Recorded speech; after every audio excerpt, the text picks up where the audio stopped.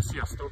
Szeretnék egy ilyen végső értékelős videót készíteni nektek Zanzibárról, a Nungvi Beachről. Először is a Nungvi Beach Front Hotelban szálltunk meg.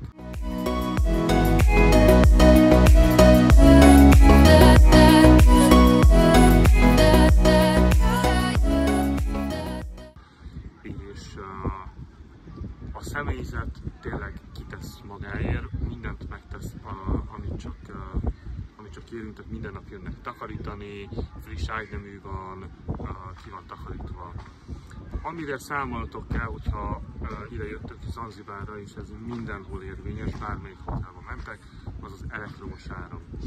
Az elektromos áram az időnként elmegy, tehát ingadozik, valamikor van áram, valamikor nincs áram.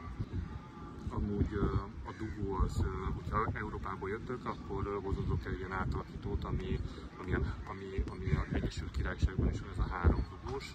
Tehát, hogy itt ez a szabvány. És igen, a mi szobánk tengerre néző kilátás volt, az gyönyörű volt, az egy nagyon jó választás, ez egy extra amúgy, mert amúgy a kertre néz, tehát nem látjátok a tengert. Ha jöttök Zanzibárra, amit mindenféleképpen hozzatok, az egy 50-es, minimum 50-es naptej, mert nagyon erősen süt a nap, és észre sem veszitek és leégtek, szóval folyamatosan kenni kell magatokat. Ami még fontos, hogy hozzatok, az egy vízicipő, ugyanis a parton, amikor sétáltok, és apály van, vagy dagály van, akkor vannak ilyen kis tengeri sünök. A tengeri sünbe, hogyha belelépsz, az nagyon fáj. Úgyhogy mindenféleképpen vízicipőt hozzatok, 50-es naptejet minimum.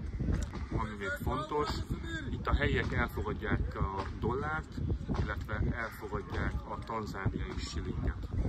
A tanzániai shillinget azt itt tudtok váltani, amire szeretnétek, mert nem lehet kivinni az országból. Az automatákból mi, amit találtunk itt a Nungvi Beach-en, az maximum 200 000 tanzán shillinget tudtunk kivenni. Valahol ki lehet venni többet is, sok automatából kifogyott a pénz, tehát nincs benne pénz, tehát nem tudjuk váltani. Szóval a Nungvi Beach Front Hotelről egy kicsikét bővebben.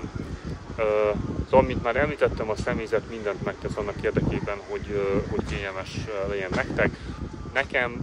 Nekem volt egy kis negatív az itt létnek, a második talán, vagy a harmadik nap rengeteg hangya volt a szobában, a fürdőszobának az ajtajának a keretéből, alulról jöttek ki a hangyák, de rengeteg, és belepte az egész fürdőszobát, a törőközőt, a papucsot, mindent.